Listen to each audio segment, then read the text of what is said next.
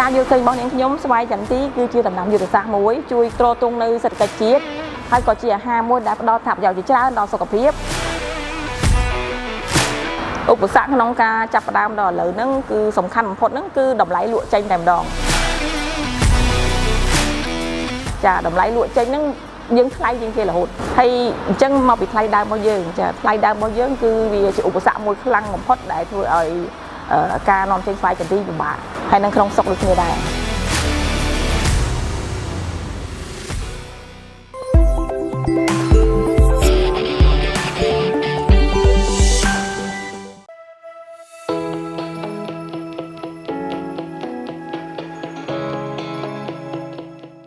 ចាជំរាបសួរនាងខ្ញុំសម្បត្តិកល្យានជាម្ចាស់អាជីវកម្មរោងចក្រកែច្នៃស្វាយចន្ទី M-Pol Agro Product ដែលមានទីតាំងនៅភូមិបាគូ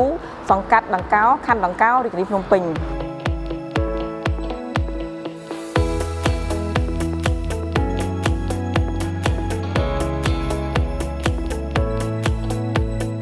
មូលហេតុដែលធ្វើឲ្យនាងខ្ញុំចង់បង្កើតរោងចក្រកែច្នៃស្វាយចន្ទីគឺដោយសារទី1ការស្រឡាញ់ទី2ដោយសារប្រាក់ចំណេញនិងទី3ខ្ញុំឃើញថាស្រុកខ្មែរយើងគឺមានការដាំដុះស្វាយចន្ទីជាច្រើនមែនទែនក្នុងកំឡុងពេលហ្នឹងខ្ញុំទទួលព័ត៌មានថាចន្ទីស្រុកខ្មែរយើងអាចបានផលដល់7 លានតោនចាហើយមួយទៀតចន្ទីស្រុកខ្មែរយើងគឺមានគុណភាពល្អដាច់គេលើពិភពលោកតែម្ដងគ្រាប់ក៏ធំជាងគេគុណភាពក៏ឆ្ងាញ់ជាងគេដែរចា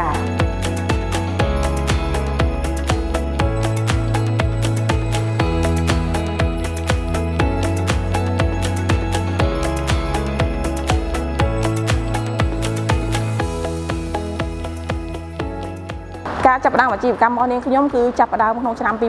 2021ដែលជាកំឡុងឆ្នាំកូវីដនាងខ្ញុំក៏មានគំនិតកើតឡើង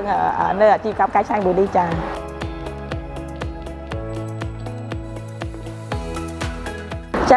នៅក្នុងកំឡុងពេលកូវីដយើងឃើញថាអ្នកណាគេក៏ជួបការលំបាកដូចគ្នាដែរចាអញ្ចឹងក្នុងកំឡុងពេលដែលខ្ញុំជាម្ចាស់ចំការចន្ទីមួយដែរហើយខ្ញុំឃើញថាចន្ទីមានសក្តានុពលខ្លាំងអញ្ចឹងក្នុងកំឡុងពេលដែលខ្ញុំមានពេលទំនេរបន្តិចខ្ញុំបានគិតគូរដល់ផែនការបង្កើតរោងចក្រនេះឡើង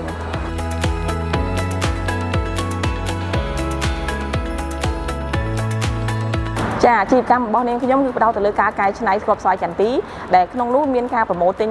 ផលិតផលពីកសិករមានការកែច្នៃនិងនាំចេញទៅក្រៅប្រទេសនិងផលិតផលលក់ក្នុងស្រុកតែម្ដងចា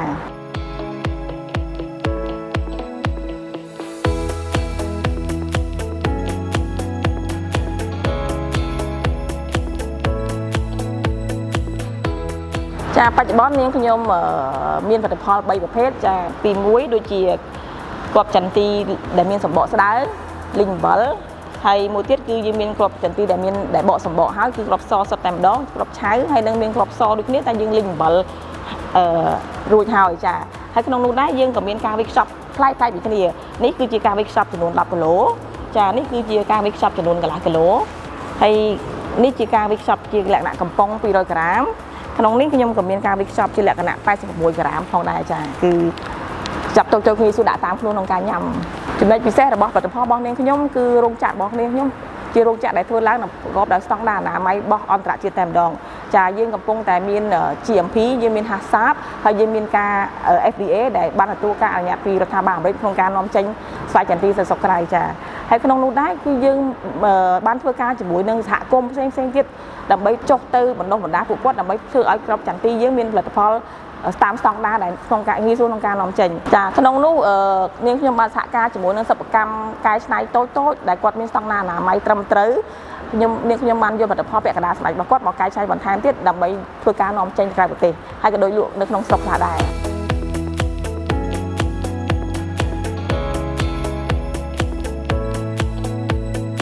ចាបច្ចុប្បន្នទីផ្សារនេះខ្ញុំបានគ្រប់គ្រងនឹងចែកចាយទៅតាមផ្សារដូចជាអូរស័យផ្សារ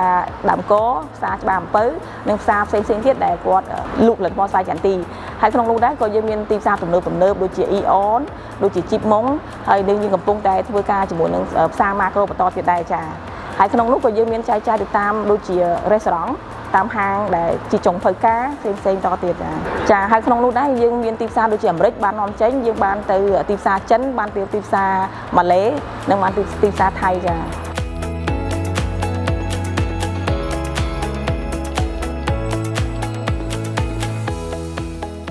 មូលហេតុដែលនាងខ្ញុំចាប់ដើមអាជីវកម្មហើយយកទីតាំងភ្នំពេញជារោងចក្រទី1គឺដោយសារតាក់ទងនឹងការថ្លៃដើមចាទី2តាក់ទងនឹងបុគ្គលិកធនធានមនុស្សចាទី3តាក់ទងជាមួយនឹងគេហៅថាជាចំណុចកណ្ដាលមួយដែលខ្ញុំអាចប្រមូលផលចន្ទទីពីកំពង់ធំផងពីខាងប៉ែកខាងកោះកុងផងមួយទៀតខ្ញុំអាចនាំចេញទៅកំពង់សោមបានស្រួលតែម្ដងចាហើយចំណុចពិសេសមួយទៀតនោះគឺតាក់ទងនឹងអគ្គិសនីភ្លើងទឹកគឺយើងមានជាប់លាប់អត់មានដាច់ភ្លើងដាច់អីទេចា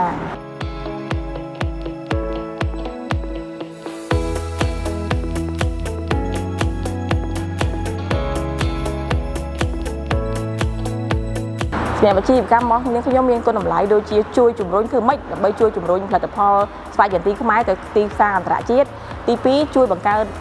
សេដ្ឋកិច្ចជាតិទី3យើងជួយកសិកររបស់យើងក្នុងការដាំដុះស្វាយចន្ទីឲ្យមានទីផ្សារគ្រប់គ្រាន់ចាទី4គឺយើងជួយឲ្យប្រជាជនខ្មែរយើងមានការងារធ្វើកាន់តែច្រើនជៀសវាងការចំណាក់ស្រុកហើយទី5ក៏យើងអាចឲ្យប្រជាជនស្រុកខ្មែររបស់យើងបានទទួលនៅចំណីអាហារដែលប្រកបដោយគុណភាពនិងស្តង់ដារអនាម័យសម្រាប់ខ្ញុំជាចុងក្រោយគឺខ្ញុំចង់សនំពរដល់រដ្ឋាភិបាលក៏ដូចជាស្ថាប័នពាក់ព័ន្ធនានាថាធ្វើម៉េចអាចជួយដល់វិស័យស្វ័យចន្ទីទាក់ទងនឹងការធ្វើឲ្យថ្លៃដើមកាន់តែទាបចាក្នុងនោះមានការសម្របសម្រួលឯកសារនាំចេញថ្លៃទឹកថ្លៃភ្លើងជាមួយនឹងការផ្ដល់ទុនបង្វិលដល់ឧស្សាហកម្មកែច្នៃស្វ័យចន្ទីឲ្យកាន់តែច្រើនហើយជាមួយការប្រាក់ទាបចាទី2មួយទៀតនោះគឺសូមឲ្យជួយបន្ធូរបន្ថយនៅទ្រព្យបញ្ចាំជាពិសេសជានឹងទៅទៀតនោះគឺចង់រដ្ឋាភិបាលជួយស្វែងរកទីផ្សារឲ្យកាន់តែច្រើនបន្ថែមទៀតហើយក៏សនំពរដល់បងប្អូនប្រជាពលរដ្ឋនៅស្រុកខ្មែរយើងទាំងអស់ឲ្យងាកមកប្រើប្រាស់នៅផលិតផលកសិផលក្នុងស្រុកយើងឲ្យបានច្រើនទាំងអស់គ្នាហើយនាងខ្ញុំក៏សង្ឃឹមថាកម្ពុជានឹងអាចនាំចេញស្វាយចន្ទីដែលកែច្នៃរួចច្រើនជាងគេនៅពេលអនាគតខាងមុខនេះជីធម្មជាតិ PN បង្កើតពីធម្មជាតិដើម្បីរក្សាធម្មជាតិ